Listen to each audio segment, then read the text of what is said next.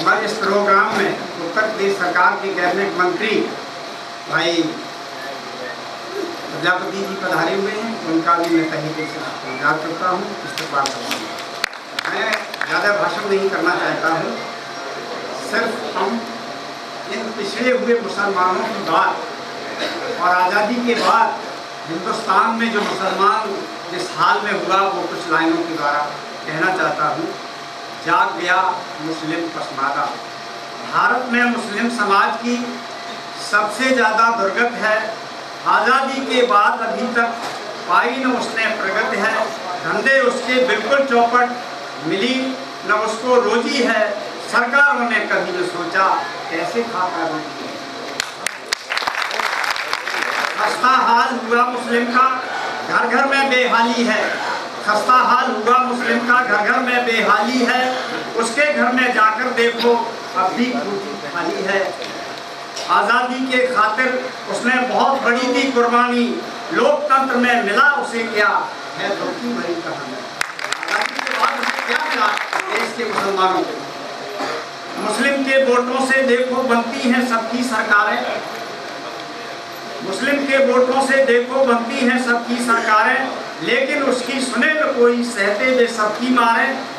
जब तक एक न होंगे तब तक बात न मानी जाएगी। सत्ता की भागीदारी से बारी हक की आएगी। पसमादा मुस्लिम समाज के लोगों, तुम अब तो जागो। जो तुम्हें तुम्हारा हक दे दे उसके पीछे ही भागो। एक साथ मिलकर पसमादा मुस्लिम कदम बढ़ाएंगे तो किसकी ताकत है सारे सिंहासन हिल जाएंगे।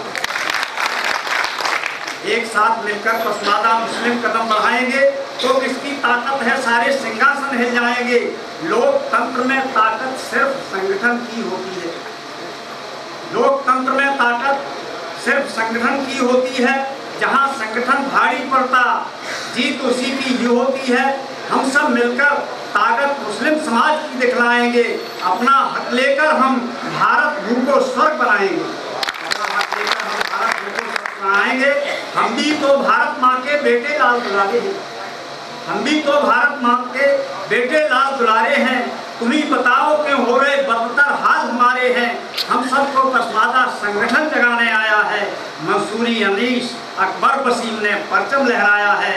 समाज दो पंक्तियों पर खास ध्यान देना चाहता हूँ, आप ध्यान दें। समाजवादी चिंतक से जुड़ हक पूरा मिल जाएगा। समाजवादी चिंतक से जुड़ हक पूरा मिल जाएगा और सांप्रदायिकता का भी दीपक गुल हो जाएगा। कैबिनेट मंत्री जो उत्तर प्रदेश सरकार में हैं, उनका अनीस मंसूरी साहब एजाज देकर के इस्तकबाल कर रहे हैं। जोरदार तालियों से इस्तकबाल कीजिएगा। श्री शरीफ भाई उन्नाव वाले इस्तकबाल करेंगे।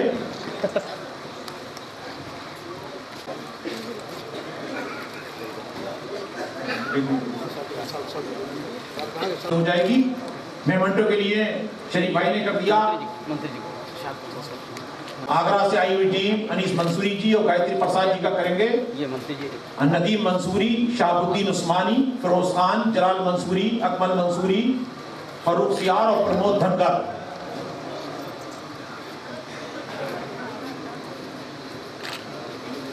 जोरदार तालियों से इस्तकबाल कीजिएगा।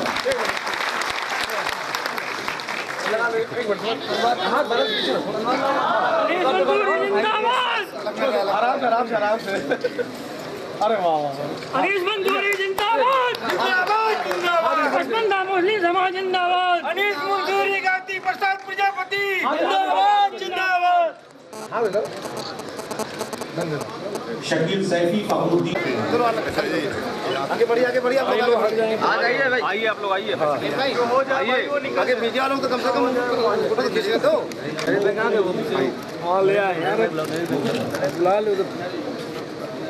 आइए जल्दी आइए भाई सर। हाँ लोगों में शौक, जज्बा, मोहब्बत कि किसी तरीके से हमें अनीस मंसूरी साहब का, प्रजापति जी का, गायत्री प्रसाद प्रजापति जी का इस्तकबाल करने का मौका मिल जाए। वो लोग इस्तेमाल कर रहे हैं। आप लोग बैठे रहिए, आप लोग जाइएगा नहीं। गायत्री प्रसाद जी को सुनना है, मैं रोक देता हूँ बाकी प्रोग्राम, पहले गायत्री प्रसाद जी को सुन लीजिएगा, नहीं वरना सारा मकसद फौत हो जाएगा।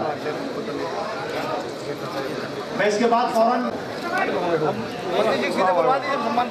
आइए हमारे आपके मेहमान हुस्न से इस्तकबाल करता हूँ जो हमारे प्रोग्राम में आए, और उनके लिए ये दरख्वास्त करता हूँ वो आए और अपने ख्यालात का इज़हार फरमाएं।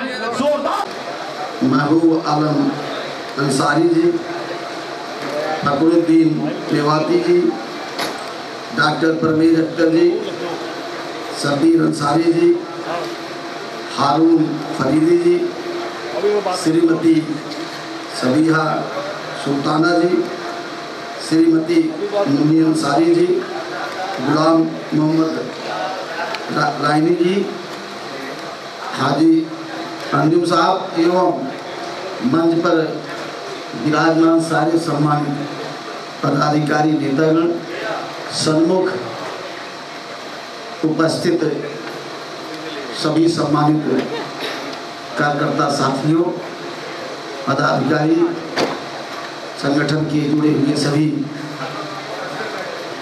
तेज तर्रार साथियों,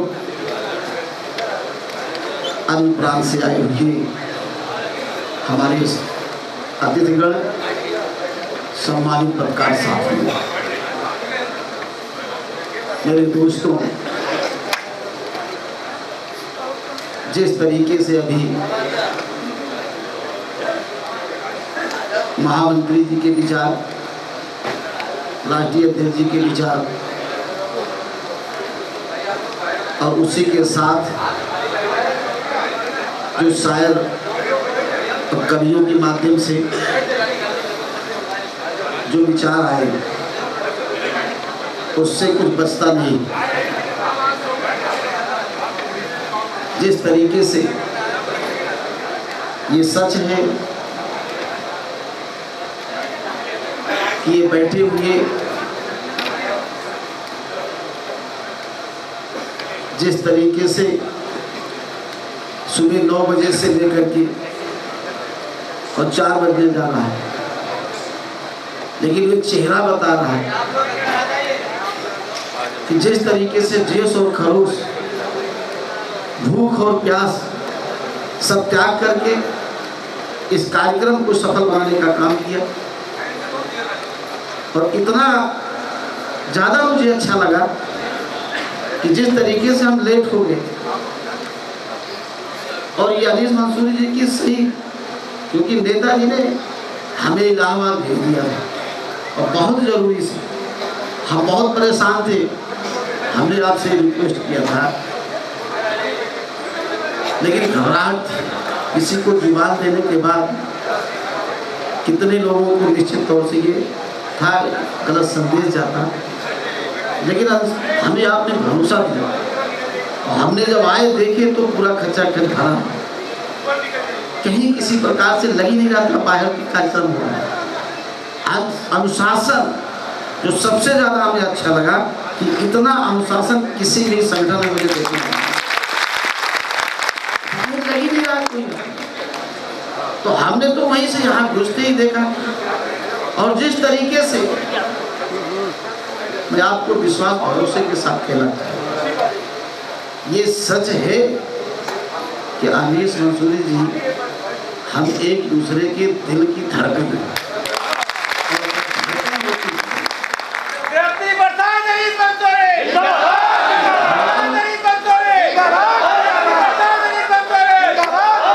उसको कोई अलग नहीं कर पाता है, चाहत, और वो चाहत, ये सच है कि जिस तरीके से देश की आज़ादी के बाद हम लोगों ने, जिस तरीके से हमारे पूर्वजों ने, हमारे बुजुर्गों ने इस देश की आज़ादी कराने के लिए खून और पसीने बहाने का काम किया। अगर सबसे ज़्यादा कत्लेआम हुआ, सबसे ज़्यादा अगर उत्पीड़न आज़ादी में हुआ दिलाने में, तो ये बैठे हुए समाज की और पिछड़े वर्गों के लिए का हुआ है।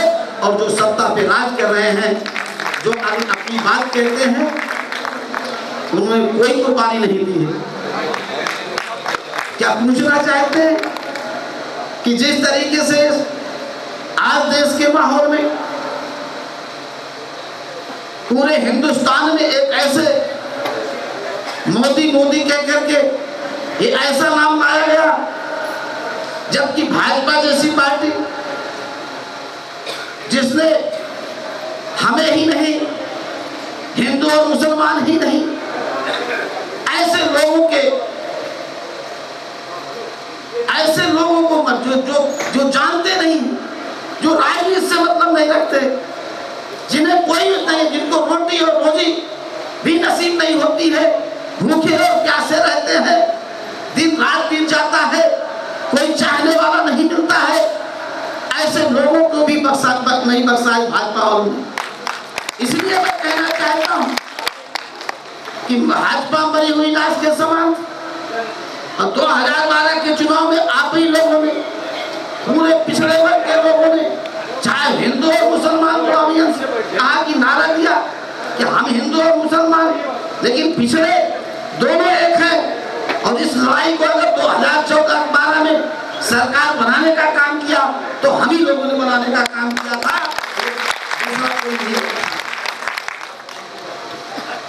लेकिन हमने ताकत पैदा की।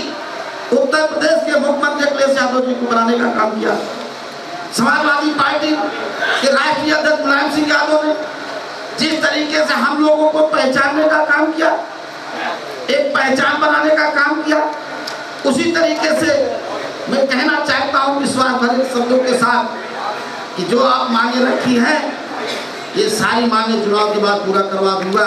ये कहता हूं, आपका वकील हूं, और ऐसा वकील नहीं हूं, फीस वाला वकील नहीं हूं, दिल वाला वकील हूं, जुबान वाला वकील हूं।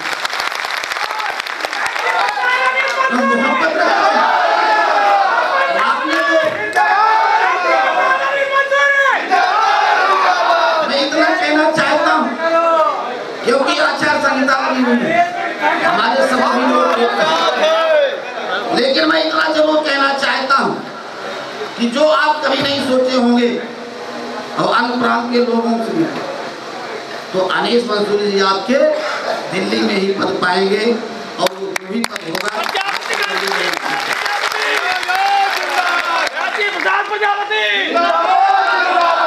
ले सकते हैं।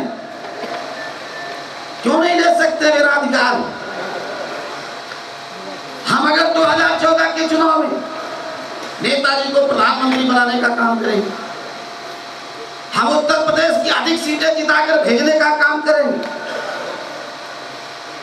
तो ये मेरा अधिकार भी होगा कि हम राज्यसभा का मेंबर भी लेके रहेंगे। ये मेरा अधिकार भी होगा कि केंद्र में सरकार में भी रहेंगे। ये हम आपको विश्वास भरोसे के साथ कहना चाहता हूं, कोई छलिया नहीं है, जो कहते हैं वो करके दिखाने वाला काम करता हूं। नहीं तो आपके बीच में नहीं आऊंगा, मैं ये भी वादा करता हूं। इसलिए ऐसी फिरका प्रस्तावते आपने 2012 के चुनाव में एक भ्रष्टाचार आताताई सरकार को आपने भगाने का काम किया, और उसका कुछ अभी जिक्र भी ऐसे लोगों का बीच में आया, नसीमुद्दीन जैसे लोगों को आपने अभी मन से भी आपने बातें रखी, जिसने धोखा दिया, जो पसमानदा समाज के लोगों की आवाज को दबाने का काम किया, जो नहीं चाहता है कि इस पसमानदा समाज के चेहरों पर भी मुस्कान आए, इनके भी पक्के मकान बने, इनको भी रोटी रोजगार मिले, इनके भी बच्चे IAS और IPS बने, इनके भी लड़के डॉक्टर इंजीनियर बने। तो मैं कहना चाहता हूं कि आपने उनको सबक सिखा दिया, और जगह जगह ये दिल में बिठा लेना कि 2014 के चुनाव में कोई कलंक न लगा सके ये पसमानदा समाज के लोग। इनकी कथनी और करने में अंतर है। निश्चित तौर से आप समाजवादी पार्टी के झंडे को ही बुलंदी की आवाज पर पहुंचाना।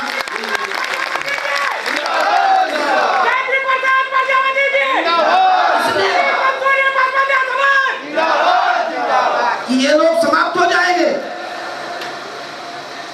क्योंकि गरीब जो होता है, गरीब ईमानदार होता है। हम गरीब तबके के लोग हैं, ईमानदार हैं, हम मेहनतकश हैं, मेहनतकश मजदूर हैं। हमसे ज्यादा मेहनत करने वाला हिंदुस्तान में कोई नहीं है। अगर मेहनत करके हम इस देश की तरक्की पे ले जाते हैं, देश को रोजगार बढ़ाते हैं, तो यही बैठा हुआ पसमानदा समाज करता है, दूसरा कोई नहीं। हम देश को तरक्की की तरफ ले जाएं, हमें अपना हक अधिकार न मिले, ये कहाँ का न्याय है? जिस तरीके से कांग्रेस ने, उसी तरीके से मुझे छलने का काम किया। कांग्रेस ने खूब छला, पसमानदा ही समाज क्यों नहीं, सारे पिछड़े लोगों को, हम सब लोगों को, कि जिस तरीके से मुस्लिम समाज के साथ, ऐसे छोटे छोटे तबके के लोगों के साथ, आबादी कितनी है, आबादी के हिसाब से हमें हम हक अधिकार मिलना चाहिए, आरक्षण मिलना चाहिए, लेकिन नहीं मिला। देने का काम किया हिंदुस्तान कहीं नहीं,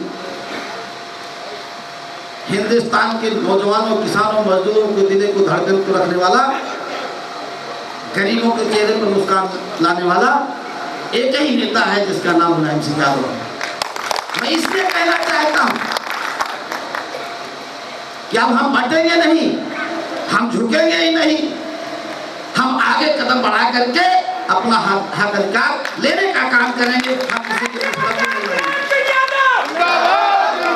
हैसियत रखते हैं, ये सच है कि सारे पिछड़े के हिंदू और मुसलमान, हम जिसको चाहे वही लोकसभा पहुंचेगा, वरना लोकसभा कोई पहुंच नहीं सकता है, नहीं है। और आज ऐसी स्थिति आई और आई, अगर हम बट गए, कहीं हम धर्म के नाम पर, कहीं जात के नाम पर, तमाम लोग गुमराह करेंगे, लुभावना करेंगे। कांग्रेस के लोग आएंगे, बसपा के लोग आएंगे, अंदर के लोग आएंगे, हमें तोड़ने का काम करेंगे, हमें कमजोर करने का काम करेंगे। और फिरका ताकतों को सबसे ज्यादा खतरा जो हमें है, ऐसी फिरका ताकत भाजपा जैसी पार्टी जो झूठ बोलती है, जिसने हमेशा छलने का काम किया है, वो छलिया है। भाजपा लोग छलिया है, इन्होंने हमेशा धोखा दिया है। इन्होंने तो ऐसे धोखा दिया है कि जिस तरीके से राम के नाम को बदनाम किया है, ये कभी नहीं थे राम के हितैषी। सवाल करना, हम तो ये बात कहते थे, हम आपको इसलिए बता रहे हैं कि हिंदू समुदाय के लोगों को आप बताइए, पूछिए कि क्या ये राम के हितैषी थे, राम के दुख में साथ दिए थे? तो ये भाजपा के लोग राम के हितैषी नहीं थे, ये तो ढोंगी है, पाखंडी। इन्होंने तो कभी नहीं सोचा, अगर विपत में भी राम को अगर साथ दिया था तो निषाद, कश्यप, मल्ला, गोड़िया, भीमक, इन लोगों ने देने का काम किया था, ये लोग नहीं। ये तो लिखा है रामायण। और इसी तरीके से ये बताओ, आप हमारे क्या जो ये मूर्ति बनाता है, जिसके मन में राम, दिल में राम होंगे, वही तो बना पाएगा। कोई चित्र यहाँ बैठा हो, बताओ, जिसके दिल में राम ना हो, मन में ना हो, वो हिंदुस्तान का ठेका ले रहा, हिंदुस्तान का ठेका ले रहा विकास। और ऐसा व्यक्ति जो सिर्फ एक नाम से प्रसिद्ध हुआ, गुजरात में क्या करा है? दंगा, सिर्फ दंगा। तो सिर्फ दंगे के नाम पर बहुत बड़ा योग हो गया, बहुत बड़ा देश का विकास करने वाला हो गया। और आज जिस तरीके से हम कहना चाहते हैं, सवाल है कि उत्तर प्रदेश में 3 बार सरकार, माननीय नेताजी 3 बार मुख्यमंत्री रहे, तुम तो अभी 3 बार तीसरी बार हो। अब उत्तर प्रदेश में 3 बार मुख्यमंत्री रह चुके, 4थी बार लड़का उनका मुख्यमंत्री है, उत्तर प्रदेश के मुख्यमंत्री अखिलेश यादव है। कहाँ लोकप्रिय हो, पूर्ण बहुमत की सरकार है। तो जिस तरीके से एक वहां पर छलावा गुजरात में गरीबों का जो अन्याय गरीबों के साथ होता है, छोटे तबके के हम जैसे लोगों के अत्याचार तो गरीबों पर हुआ है, अमीरों के ऊपर अत्याचार नहीं हुआ है। आज भी वहां पर गुजरात में एक तुलसी प्रजापति की हत्या हुई, उसे न्याय नहीं मिल पाया, पूरे परिवार का कत्लेआम हो गया, न्याय नहीं मिला। तो गरीबों का अगर कत्ल होता है तो गुजरात में होता है। इसलिए हम आपको सजग करना चाहते हैं पूरे देश में।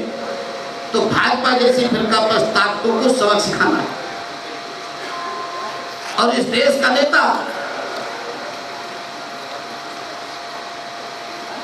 राष्ट्रीय अध्यक्ष माननीय मुलायम सिंह यादव को जब लाल किले पे झंडा फहराएंगे तभी हम लोगों का भला होगा। और मैं दावे के साथ कहता हूँ कि 24 घंटे नहीं लगेगा, आप जो मांगे हैं आपकी पूरा हो जाएगा। 24 घंटे नहीं लगेगा। लाख कोई विरोध कर ले, लाख कोई चाहेगा कि पसमानदा समाज की ये समस्याएं ये ना हो या हल हो, तो उसको हल करके दिखा देगा। गायत्री प्रजापति एक तरफ होगा, इस मंजूरी के साथ जितने लोग हों एक तरफ हो जाए, लेकिन आप ही जीतेंगे, दूसरा नहीं जीतेगा। इसलिए कहीं से अगर लग गया, बहुत लोग नेता सब हैं, हम आप सबको कहना चाहता हूँ, सारे नेताओं, आप उस क्षेत्र के ही नहीं बड़ी सी बड़ी कुर्सी पर आप जाएंगे, ये मैं आपको विश्वास और भरोसे के साथ।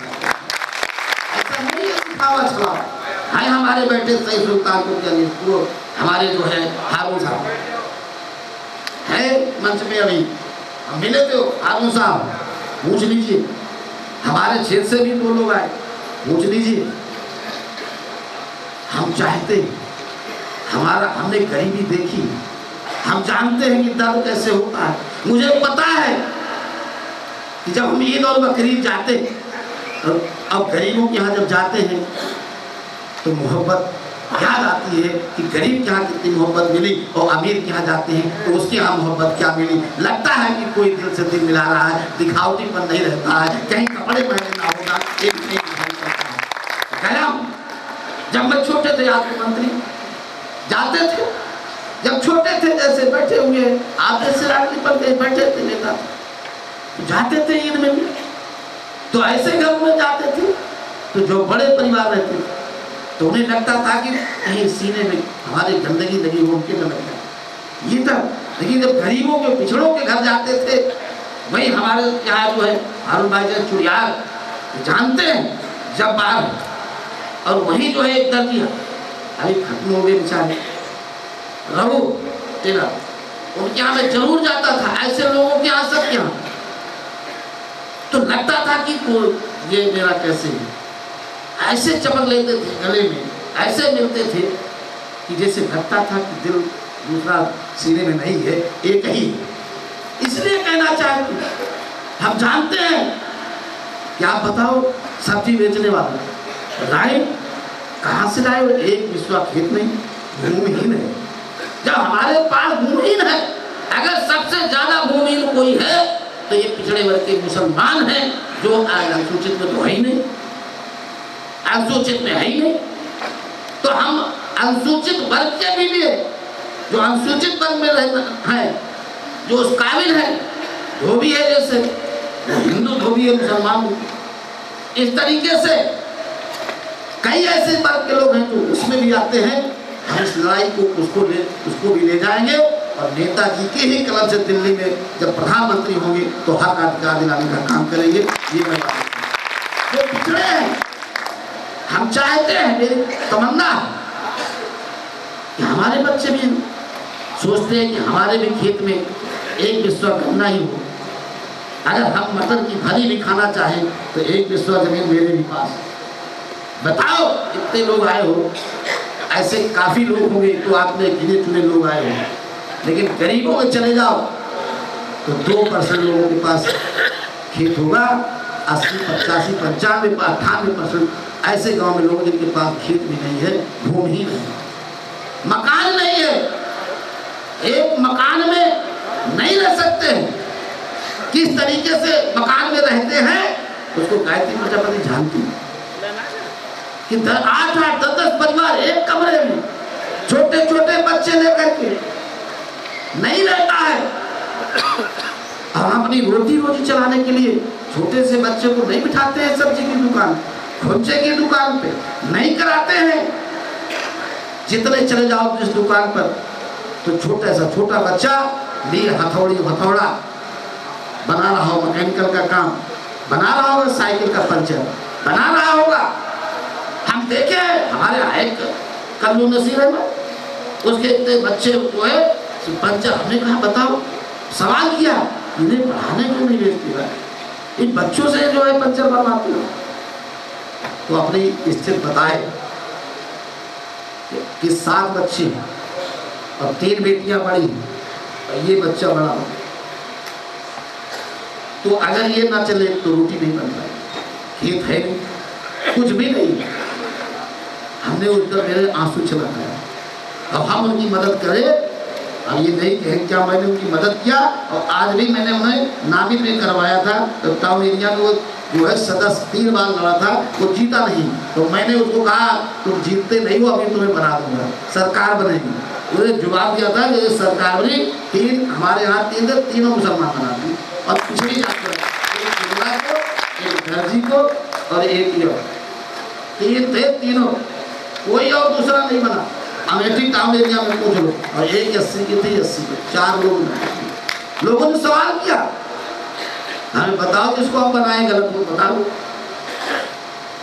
मैं इसलिए कह रहा हूँ, हमने नहीं इस बात को लाई कि यहाँ के यादव या फला हिंदू नाराज हो जाए। हमने तर्क दिया, हमने बताया कि 3 बार बेचारा लड़ा, कभी 7 को हारता था, किससे, एक बनिया है और मजबूत था, सुमार, और वो बनिया जायसवाल था। अब वो 7-8 वोट से हारता था, ज़्यादा नहीं हारता था, 7-8 वोट से हारता था, कभी 7 वोट, कभी 9 वोट। लेकिन हमने उसकी तमन्ना पूरी, उसकी एक ही ख्वाहिश थी कि हम टाउन एरिया में सदस्य बने। हमने कहा कि चलो करिए, सेक्रेटरी है, उजड़ा है, अमेठी जामा मस्जिद का, उन्हें हमने बनाया। हम तो जिसको आपसे वादा कर रहे हैं, ये नेताजी क्यों है, नेताजी, हमने तो वकील हो, हमने तो वकालत की, तो बनाया तो नेताजी ने, मुख्यमंत्री जी ने। इसलिए भरोसे के साथ कहता हूँ कि अब हेलीकॉप्टर चलेगा, और वहां दिखाई पड़ना जो रथ चला था, तो रथ पर सबसे पहले अगर अगुवाई कोई करता था तो पसमंदा समाज के करते थे। और मैं तो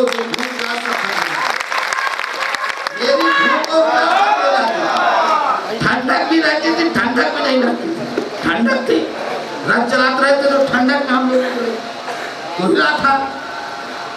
लेकिन जिस तरीके से कोई ऐसा जनपद नहीं रहा कि जहां पर इतना जबरदस्त स्वागत ना हुआ हो, तो मैंने नेताजी से कहा, मुख्यमंत्री जी से, कि अगर कोई उत्तर प्रदेश में है संगठन तो पसमंदा समाज है, और जिसके राष्ट्रीय है पूरा सब पिछड़ा मुसलमान खड़ा है। कई जगह की फोटो हमने खिंचवाई है, कैसे बनवाया, हमने नेताजी को दिखाई। इसलिए कहना चाहता हूं कि आपकी उम्मीद और भरोसे के साथ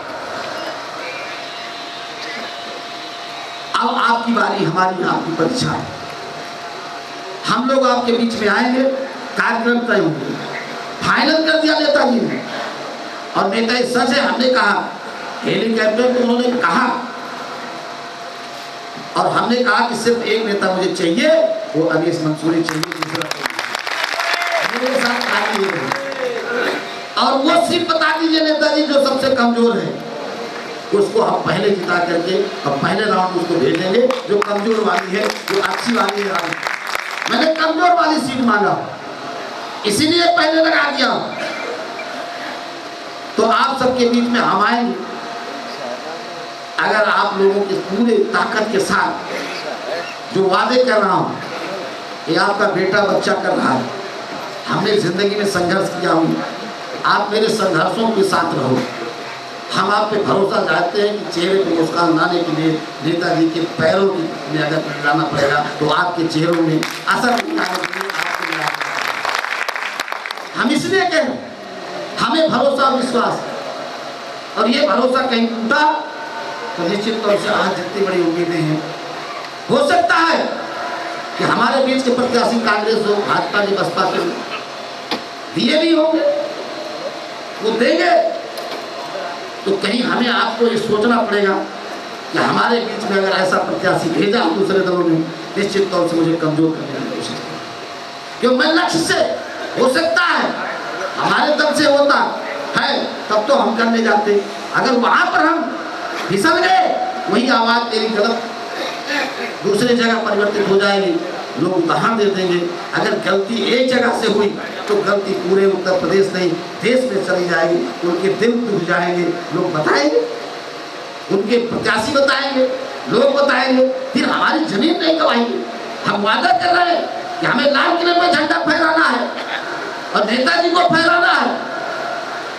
अब उनसे सारे विश्वास और भरोसे के साथ जो उम्मीदें हैं हमारी, जो हमारी मांगे हैं, जो हमें आगे बढ़ाने के लिए हर क्षेत्रों में, क्योंकि प्रधानमंत्री बनने के बाद कोई ऐसी शख्सियत नहीं रहेगी कि जो आप चाहें वो सरकार बनाए। उत्तर प्रदेश की सरकार में है, हो सकता है, अब चल पड़ा। अगर पढ़े बेटियां पढ़ो बेटियां है तो हमारे लिए है, सबके लिए। कब्रिस्तान की है वो हमारे लिए है, सबके लिए। अब लैपटॉप, बेरोजगारी भत्ता, तमाम योजनाएं हैं हमारे लोग जो हमारी बेटियां पढ़ी, हमारे बेटे पढ़ रहे हैं, उन्हें भी पहली बार मिलने का काम किया। बेरोजगारी भत्ता पहली बार मिलने का काम किया। किसी ने नहीं सोचा तमाम हक अधिकार, लेकिन मूल रूप से हमारा अधिकार जो अभी अनीस मंसूरी जी ने कहा था कि हमारे लोग तभी IAS IPS बनेंगे जब वो बाग हमारा बस होगा, जब रास्ता खुलेगा, और वो दिल्ली से खुलेगा। चाबी दिल्ली में है। हम लोगों ने 17 जातियों के लिए मांग करके लगाई, नहीं चाहा कांग्रेस ने। ये भाजपा, बसपा, कांग्रेस तीनों एक है, तीनों एक है। आप ये बताओ, मोदी एकता षड्यंत्रकारी, चाहे पहले तो कहा पिछड़े हैं, पिछड़े के नाम पे हमको बांटना चाहा, लोग गुमराह हो जाए। भाजपा के लोग इतने सातिर हैं, ऐसा दिमाग कहीं नहीं पाओगे, बहुत सातिर है। अरे इन लोगों ने कहा हम पिछड़े, मोदी पिछड़ा है। जब हम लोगों ने उसका पर्दाफाश किया तो फिर बोले कि मोदी चाय बेचने वाला है। ये बताओ, इतने सब बैठे, सबके घर में बुजुर्ग लोग, कितने लोग चाय बनाते होंगे, इन्हें पता है? हम लोग चाय नहीं बनाते। ये किसमें कितनी मेहनत करते हैं, चाय से ज्यादा बनाने वाले से मेहनत का मजदूर होता है। अरे चाय बनाने में कितनी मेहनत होती बताओ। लेकिन मेहनत करने वाले में इनसे बताओ कि जो हथौड़ा चलाने वाले में, अरे बता दो, एक तो बना के दिखा दो, एक पैडल, एक तो साइकिल का पंचर बना के दिखा दो, एक तो बोल के दिखाया मोदी। सबसे मेहनत का मजदूर अगर है कोई तो ये लोग बैठे हैं, हम लोग हैं। तुम मोदी जी ये गुमराह करके अच्छा चाय बेच रहा था कैसे? आप देखो, चाय का नाटक भाजपाइयों ने जगह जगह, अगर एक दिन में तो कहाँ लगाए थे? कौन चाय बना रहा था? RSS के लोग चाय बना रहे थे। कौन जो है पी रहा था? भाजपा के लोग, और तार जोड़े थे। अब इनसे पूछो, 1 घंटे चाय पी रहे थे मोदी जी, अब टीवी पे दिखाई पड़े तो जनता जाने। ये बताओ, ये नाटक नहीं है? ये बताओ, जब तुम मोदी की चाय बनाए रहे होगी तो उस समय तो लकड़ी पे, बताओ देहात में आज भी भदेली होती है, उसी में तो चाय बनाते हैं। देहात में चले जाओ, छोटी दुकान या पतीला होगा, भदेला होगा। अब इनसे पूछो कि उस समय चाय लकड़ी से, आज भी लकड़ी से बनाते हैं गांव में? बताओ, गांव में लकड़ी से और कंडी से चाय बनाते हैं, फूस से बनाते हैं। इनसे पूछो किससे बना रहे थे?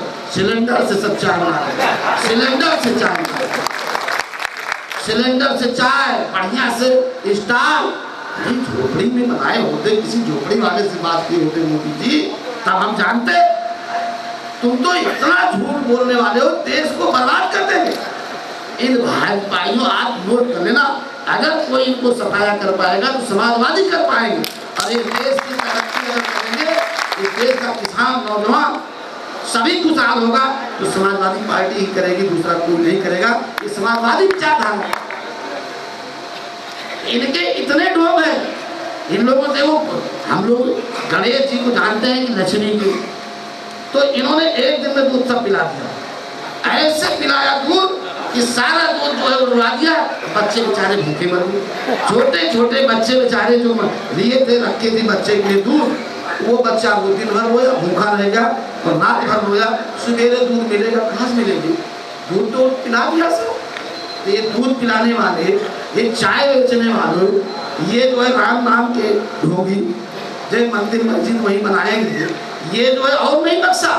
क्या ये सच्चाई नहीं पूछना कि ये लोगों, ये हमारे मुस्लिम समाज के लोगों, ये पिछड़े वर्ग के लोगों, कि इनसे और सवाल करना। उत्तर प्रदेश सरकार नहीं बनाई थी, 3 बार सरकार बनाई थी, किसके? रक्षाबंधन करके। पवित्र रिश्ते रक्षाबंधन को, अगर हिंदुओं के जो पवित्र रिश्ता होता है भाई बहन का, वो रक्षाबंधन होता है। अब उस रिश्ते को अगर तोड़ने का काम किया तो किसने किया? यही भाजपा बस्तर। तो इनसे 3 बार बनाया, उत्तर प्रदेश विकास नहीं कर पाया। अब दिल्ली के कुर्सी पर 13 दिन की सरकार और 13 महीने की सरकार किसकी थी? इनकी 13 ही किसने किया था? तो 13 महीने तक तुमने प्रदेश देश का विकास नहीं कर सकते। कौन सा विकास किया यही बता दो। इसलिए ये बहुत हम समय ज़्यादा ले रहे हैं, इसलिए आप लोगों को देर भी हो रही है, लेकिन मैं इतना कहना चाहता हूँ कि अब परीक्षा की बारी है। हमें अगर आपने बुलाया तो दिल से दिल मिलाना, जो वादा करते हैं हम तो विश्वास करते हैं पीर फकीरों में करते हैं, हम उनके अनुयायी हैं। तो हम तो आपसे बता रहे हैं खम्मत पीर बाबा जाते हैं, हमने तो 10 साल हो गए खम्मत पीर बाबा के दर्शन हर किसी को आप करते हैं। तो ऐसे सहनाई मैं हूँ, एक उदाहरण दे रहा हूँ। अब हम जानते हैं कि आप सब कितने दिल के सच्चे हो, क्या पाओ क्या खिला दो, क्या पिला दो, क्या दे दो। और अभी मैं देख रहा हूँ कि किस तरह से भाव जो आपने कृपाण पकड़ा दिए है, तो वो दिखाई पड़े जंगे मैदान में। ये ना देखा कि दिखाते तलवार और तलवार बनी नहीं, तो दोनों आदमी को तलवार पहनाई है। इसकी इज्जत रखना आप सबका काम है। आपसे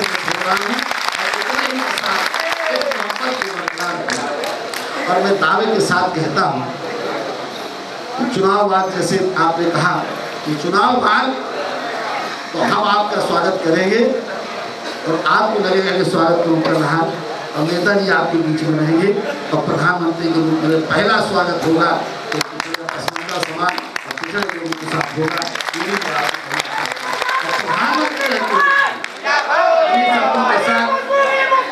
इन्हीं शब्दों के साथ सभी लोगों को कहना चाहता हूँ, अपना दुख हम दोनों को दे देना, आपको तो देते हो, हमें भी दे देना, और साथ मिलकर के बांटेंगे और नया हिंदुस्तान बनाएंगे।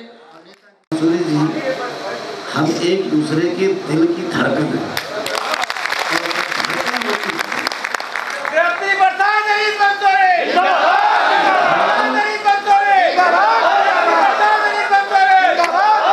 उसको कोई अलग नहीं कर पाता है, चाहत। और वो चाहत, ये सच है कि जिस तरीके से देश की आज़ादी के बाद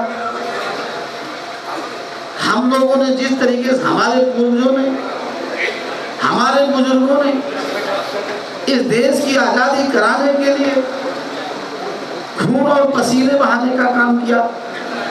अगर सबसे ज़्यादा कत्लेआम हुआ, सबसे ज़्यादा अगर उत्पीड़न आज़ादी में हुआ दिलाने में, तो ये बैठे हुए समाज की और पिछड़े वर्गों के लिए का हुआ है। और जो सत्ता पे राज कर रहे हैं, जो अपनी बात कहते हैं, उन्होंने कोई कुर्बानी नहीं दी है। क्या पूछना चाहते हैं कि जिस तरीके से आज देश के माहौल में पूरे हिंदुस्तान में एक ऐसे मोदी कह करके ये ऐसा नाम लाया गया जबकि भाजपा जैसी पार्टी जिसने हमें ही नहीं, हिंदू और मुसलमान ही नहीं, ऐसे लोगों को जो जानते नहीं, जो राजनीति से मतलब नहीं रखते, जिन्हें कोई नहीं, जिनको रोटी और रोजी भी नसीब नहीं होती है, भूखे और प्यासे रहते हैं, दिन रात बीत जाता है, कोई चाहने वाला नहीं मिलता है, ऐसे लोगों को भी नहीं बख्शाई भाजपा वालों ने। इसलिए मैं कहना चाहता हूं कि भाजपा मरी हुई लाश के समान, और 2012 के चुनाव में आप ही लोगों ने, पूरे पिछड़े वर्ग के लोगों ने, चाहे हिंदू और मुसलमान को अभियान कहा कि नारा दिया कि हम हिंदू और मुसलमान, लेकिन पिछड़े दोनों एक है। और इस लड़ाई को अगर 2014-12 में सरकार बनाने का काम किया तो हम ही लोगों ने बनाने का काम किया था।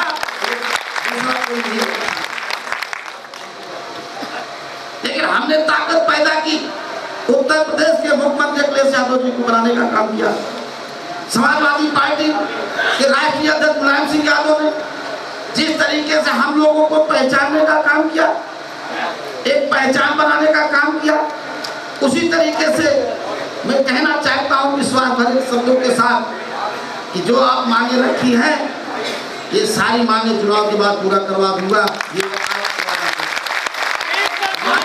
कहता हूं, आपका वकील हूं, और ऐसा वकील नहीं हूं, फीस वाला वकील नहीं हूं, दिल वाला वकील हूं, जुबान वाला वकील हूं। मोहब्बत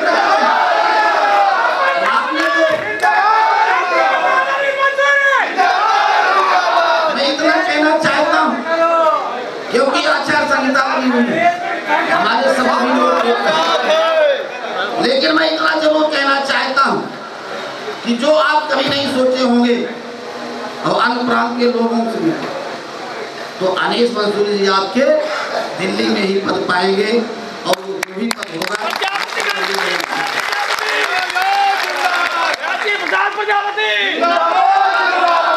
ले सकते हैं, क्यों नहीं ले सकते, मेरा अधिकार। हम अगर 2014 के चुनाव में नेताजी को प्रधानमंत्री बनाने का काम करेंगे, हम उत्तर प्रदेश की अधिक सीटें जिताकर भेजने का काम करेंगे, तो ये मेरा अधिकार भी होगा, ये हम राज्यसभा का मेंबर भी लेके रहेंगे, ये मेरा अधिकार भी होगा, केंद्र में सरकार में भी रहेंगे। ये हम आपको विश्वास भरोसे के साथ कहना चाहता हूं, कोई छलिया नहीं, जो कहते हैं वो करके दिखाने वाला काम करता हूं, नहीं तो आपके बीच में नहीं आऊंगा, मैं ये भी वादा करता हूं। इसलिए ऐसी फिरका प्रस्तावते आपने 2012 के चुनाव में एक भ्रष्टाचार आताताई सरकार को आपने भगाने का काम किया,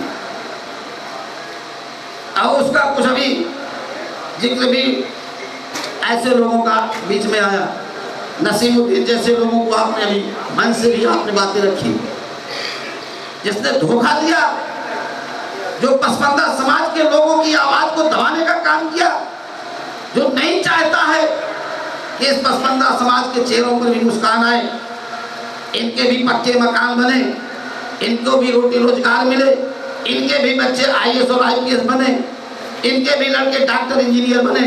तो मैं कहना चाहता हूं कि आपने उनको सबक सिखा दिया, और जगह जगह ये दिल में बिठा लेना कि 2014 के चुनाव में कोई कलंक न लगा सके ये पसमानदा समाज के लोग, इनकी कथनी और करनी में अंतर है।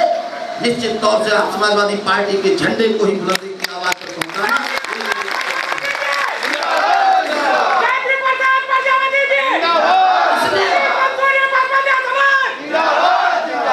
ये लोग समाप्त हो जाएंगे,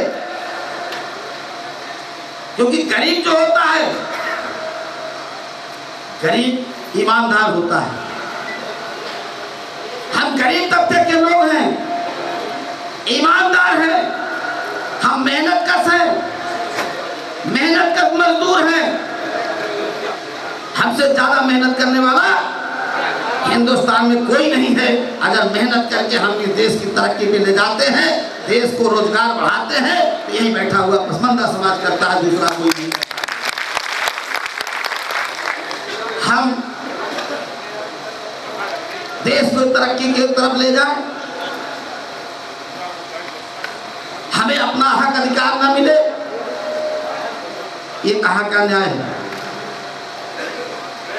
जिस तरीके से कांग्रेस ने उसी तरीके से मुझे छलने का काम किया। कांग्रेस ने खूब छला, पसमानदा ही समाज क्यों नहीं, सारे पिछड़े लोगों को, हम सब लोगों को, कि जिस तरीके से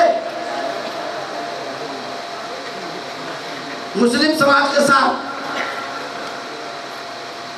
ऐसे छोटे छोटे तबके के लोगों के साथ, आबादी कितनी है, आबादी के हिसाब से हमें हम हक अधिकार मिलना चाहिए, आरक्षण मिलना चाहिए, लेकिन नहीं मिला। देने का काम किया हिंदुस्तान कहीं नहीं, हिंदुस्तान के नौजवानों, किसानों, मजदूरों के दिल को, धड़कन को रखने वाला, गरीबों के चेहरे पर मुस्कान लाने वाला एक ही नेता है जिसका नाम मुलायम सिंह यादव है। मैं इसलिए कहना चाहता हूं कि अब हम बटेंगे नहीं, हम झुकेंगे ही नहीं, हम आगे कदम बढ़ा करके अपना हक अधिकार लेने का काम करेंगे। हम किसी के हैसियत रखते हैं, ये सच है कि सारे पिछड़े के हिंदू और मुसलमान, हम जिसको चाहे वही लोकसभा पहुंचेगा, वरना लोकसभा कोई पहुंच नहीं सकता, ये नहीं है। और आज ऐसी स्थिति आई और आई, अगर हम बढ़ गए, कहीं हम धर्म के नाम पर, कहीं जात के नाम पर, तमाम लोग गुमराह करेंगे, लुभावना करेंगे, कांग्रेस के लोग आएंगे, बसपा के लोग आएंगे, आम दल के लोग आएंगे, हमें तोड़ने का काम करेंगे, हमें कमजोर करने का काम करेंगे।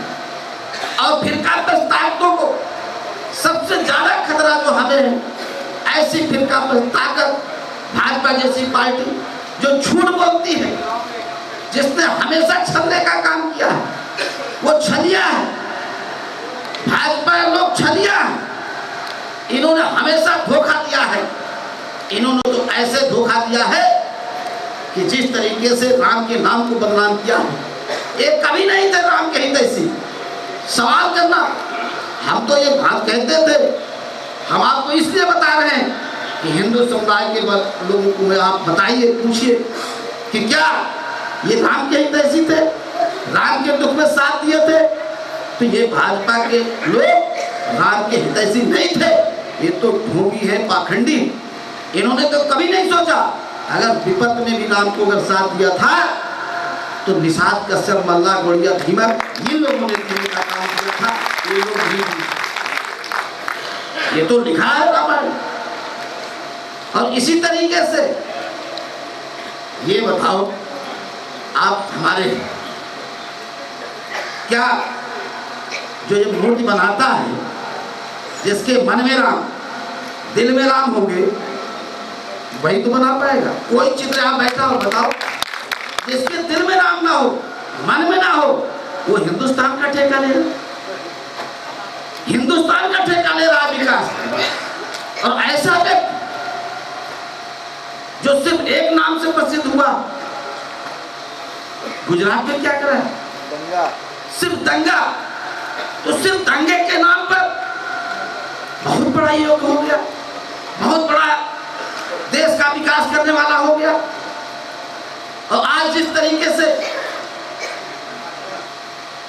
हम कहना चाहते हैं, सवाल है कि उत्तर प्रदेश में 3 बार सरकार, माननीय नेताजी 3 बार मुख्यमंत्री रहे, तुम तो अभी 3 बार, तीसरी बार हो।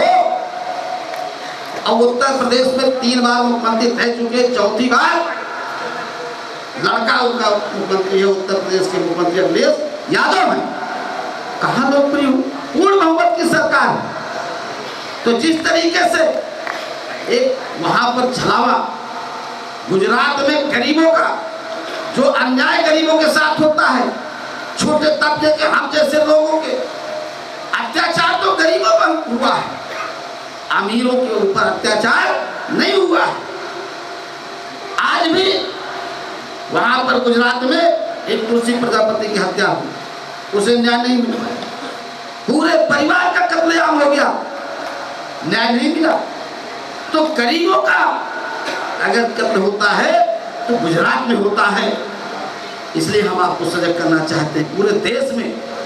तो भाजपा जैसी फिरका परस्त ताकतों को सबक सिखाना है और इस देश का नेता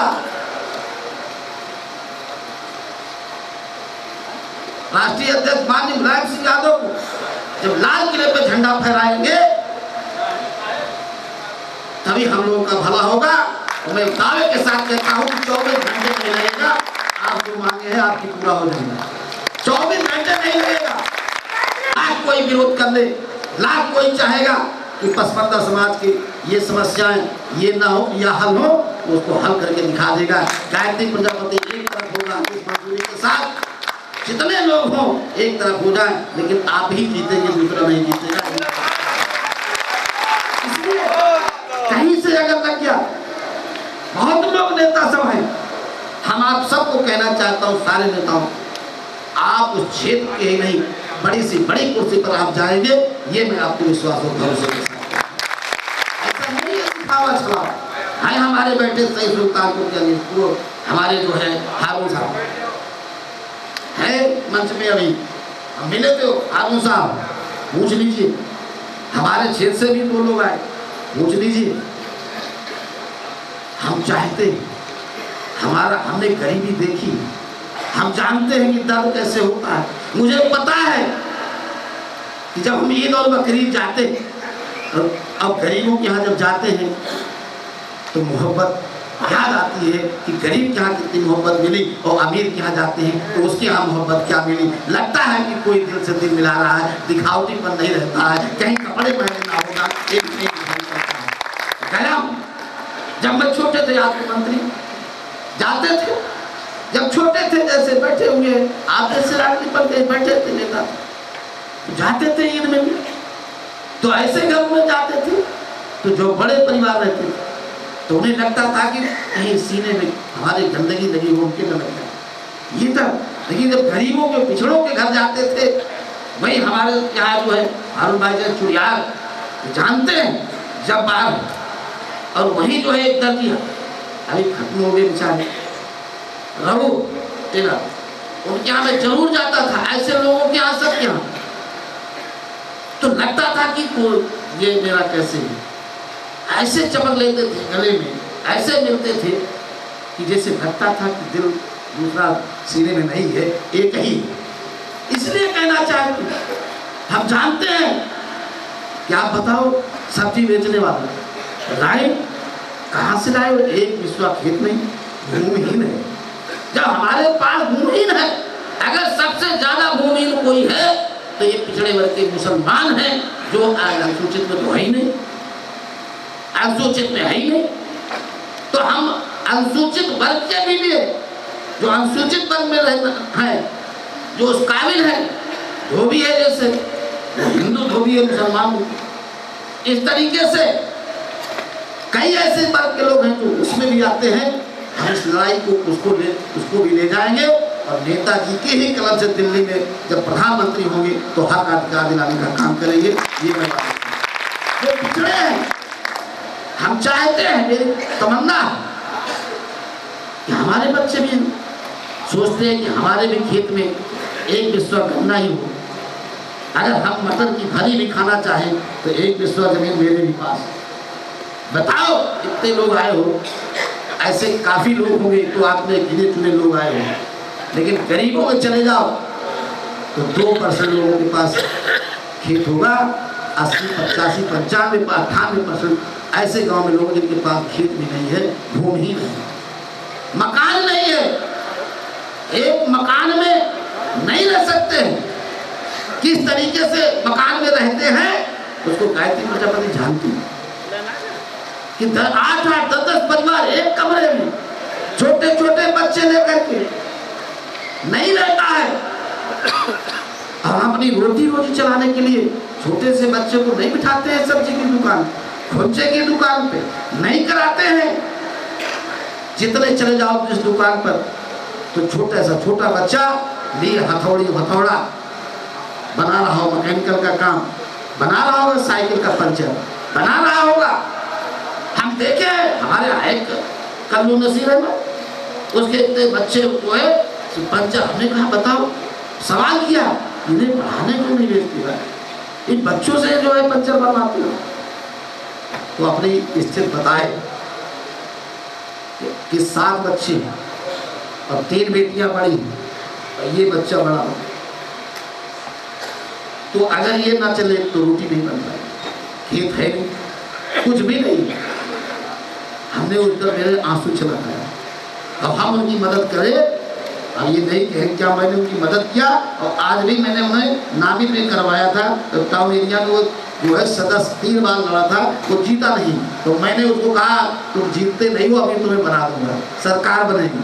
उसने जवाब दिया था कि सरकार बनी, 3 हमारे यहाँ 3 थे, तीनों मुसलमान बना दी और पिछड़ी जाति को, एक दर्जी को और एक ये 3 थे, तीनों कोई और दूसरा नहीं बना। अमेठी टाउन एरिया में पूछ लो, और एक 80 की थी, 80 पे 4 लोगों ने सवाल किया हमें बताओ किसको आप बनाए गलत को बताओ। मैं इसलिए कह रहा हूँ हमने नहीं इस बात को लाई कि यहाँ के यादव या फला हिंदू नाराज हो जाए। हमने तर्क दिया, हमने बताया कि 3 बार बेचारा लड़ा, कभी 7 को हारता था, किससे? एक बनिया है और मजबूत था, सुमार, और वो बनिया जाए स्वाद। अब वो 7-8 वोट से हारता था, ज़्यादा नहीं हारता था, 7-8 वोट से हारता था, कभी 7 वोट, कभी 9 वोट। लेकिन हमने उसकी तमन्ना पूरी, उसकी एक ही ख्वाहिश थी कि हम टाउन एरिया में सदस्य बने। हमने कहा कि चलो करिए, सेक्रेटरी है, उजड़ा है, अमेठी जामा मस्जिद का, उन्हें हमने बनाया। हम तो जिसको आपसे वादा कर रहे हैं, ये नेताजी क्यों है? नेताजी हमने तो वकील हो, हमने तो वकालत की, तो बनाया तो नेताजी ने, मुख्यमंत्री जी ने। इसलिए भरोसे के साथ कहता हूँ कि अब हेलीकॉप्टर चलेगा। और वहां दिखाई पड़ना जो रथ चला था, तो रथ पर सबसे पहले अगर अगुवाई कोई करता था तो पसमंदा समाज के करते थे। और मैं तो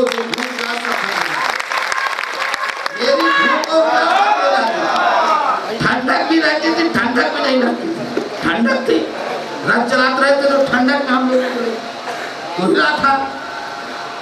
लेकिन जिस तरीके से कोई ऐसा जनपद नहीं रहा कि जहां पर इतना जबरदस्त स्वागत ना हुआ हो, तो मैंने नेताजी से कहा, मुख्यमंत्री जी से, कि अगर कोई उत्तर प्रदेश में है संगठन तो पसमंदा समाज है, और इसके राष्ट्रीय है पूरा सब पिछड़ा मुसलमान खड़ा है। कई जगह की फोटो हमने खिंचवाई है, कैसे बनवाया, हमने नेताजी को दिखाई। इसलिए कहना चाहता हूं कि आपकी उम्मीद और भरोसे के साथ अब आपकी बारी, हमारी आपकी परीक्षा है। हम लोग आपके बीच में आएंगे, कार्यक्रम तय होंगे, फाइनल कर दिया नेताजी ने। और नेताजी सच है, हमने कहा हेलीकॉप्टर को उन्होंने कहा, और हमने कहा कि सिर्फ एक नेता मुझे चाहिए, वो अनीस मंसूरी चाहिए, दूसरा मेरे साथ आगे और वो सीट बता दीजिए नेताजी जो सबसे कमजोर है, उसको हम पहले जिता करके और पहले राउंड उसको भेजेंगे। जो कमजोर वाली है, जो अच्छी वाली है, मैंने कमजोर वाली सीट मांगा, इसीलिए पहले लगा दिया। तो आप सबके बीच में हम आएंगे, अगर आप लोगों की पूरे ताकत के साथ जो वादे कर रहा हूँ, ये आपका बेटा बच्चा कर रहा है। हमने जिंदगी में संघर्ष किया हूँ, आप मेरे संघर्षों के साथ रहो। हम आप पे भरोसा चाहते हैं कि चेहरे पर मुस्कान लाने के लिए नेताजी के पैरों में अगर जाना पड़ेगा तो आपके चेहरों में असर नहीं आएगा।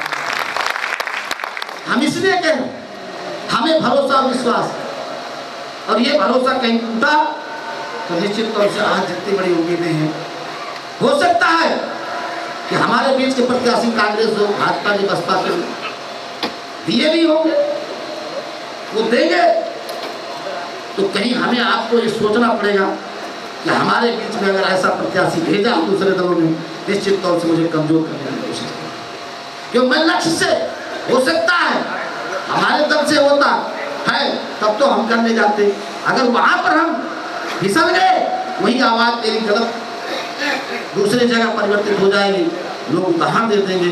अगर गलती एक जगह से हुई तो गलती पूरे उत्तर प्रदेश नहीं देश में चली जाएगी, उनके दिल टूट जाएंगे, लोग बताएंगे, उनके प्रत्याशी बताएंगे, लोग बताएंगे, फिर हमारी जमीन नहीं गवाएंगे।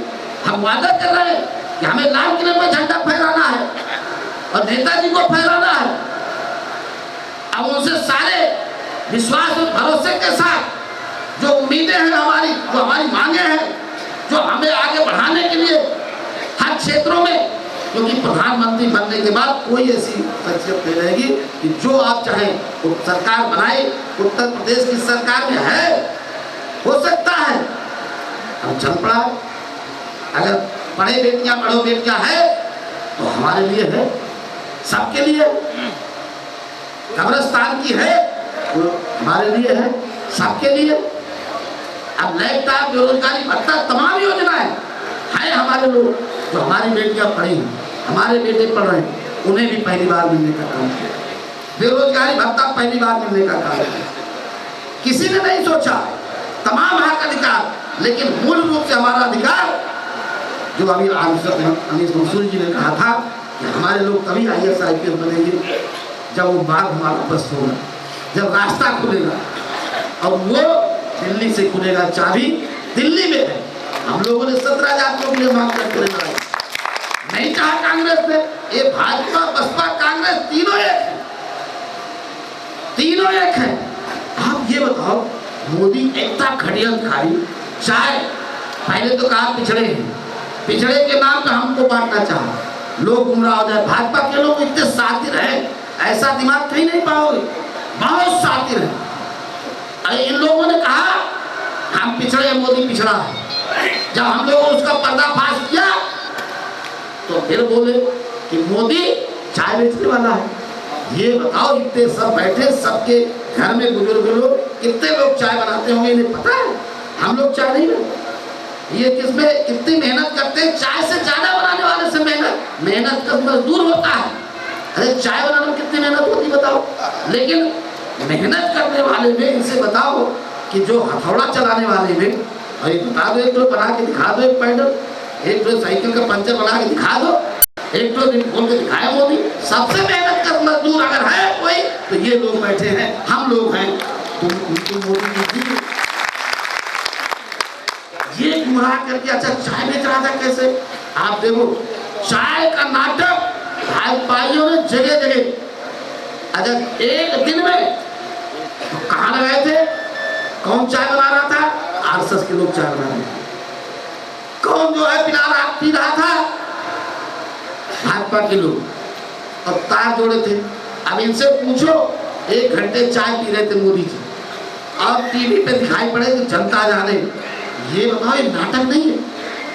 ये बताओ, जब तुम मोदी की चाय बनाए रहे होगी तो उस समय तो लकड़ी पे, बताओ देहात में आज भी भदेली होती है, उसी में तो चाय बनाते हैं। देहात में चले जाओ, छोटी दुकान, या पतीला होगा, भदेला होगा।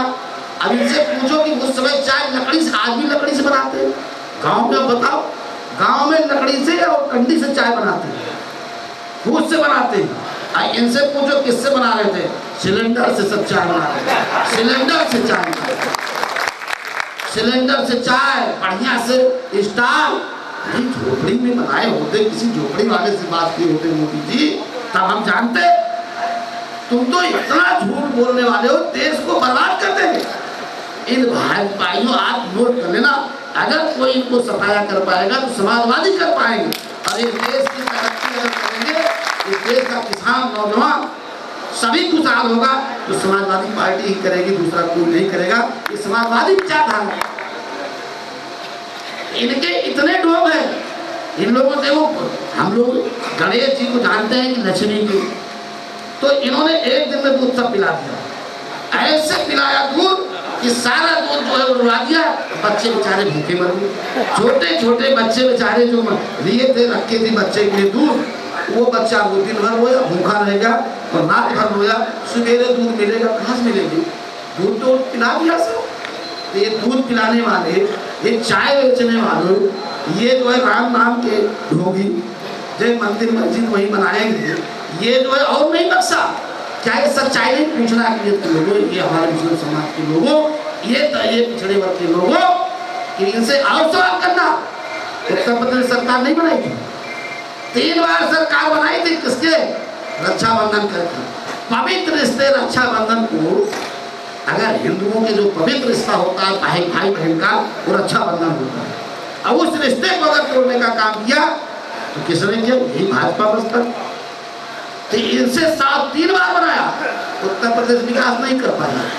अब दिल्ली के कुर्सी पर 13 दिन की सरकार, अब 13 महीने की सरकार किसकी थी? इनकी 13 ही किसने किया था? तो 13 महीने तब तुमने प्रदेश देश का विकास नहीं कर सकते। कौन सा विकास किया यही बता दो। इसलिए ये बहुत हम समय ज़्यादा दे रहे हैं, इसलिए आप लोगों को देर भी हो रही है, लेकिन मैं इतना कहना चाहता हूँ कि अब परीक्षा की बारी है। हमें अगर आपने बुलाया तो दिल से दिल मिलाना, जो वादा करते हैं हम तो विश्वास करते हैं पीर फकीरों में करते हैं, हम उनके अनुयायी हैं। और हम तो आपसे बता रहे हैं खम्मत पीर बाबा जाते हैं, हमने तो 10 साल हो गए खम्मत पीर बाबा के दर्शन हर किसी को आप करते हैं। तो ऐसे सहनाई में एक उदाहरण दे रहा हूँ। अब हम जानते हैं कि आप सब कितने दिल के सच्चे हो, क्या पाओ क्या खिला दो, क्या पिला दो, क्या दे दो। और अभी मैं देख रहा हूँ कि किस तरह से भाव जो आपने कृपाण पकड़ा दिए है, तो वो दिखाई पड़े जंगे मैदान में। ये ना देखा कि दिखाते तलवार और तलवार बधी नहीं, तो दोनों आदमी को तलवार पहनाई है। इसकी इज्जत रखना आप सबका काम है। आपसे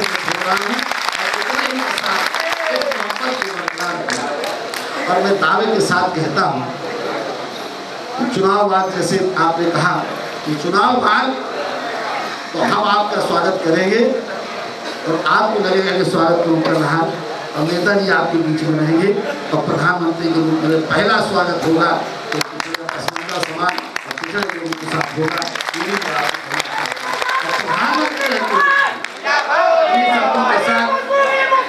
इन्हीं शब्दों के साथ सभी लोगों को कहना चाहता हूँ, अपना दुख हम दोनों को दे देना, आपको तो देते हो, हमें भी दे देना और साथ मिलकर के बांटेंगे और हिंदुस्तान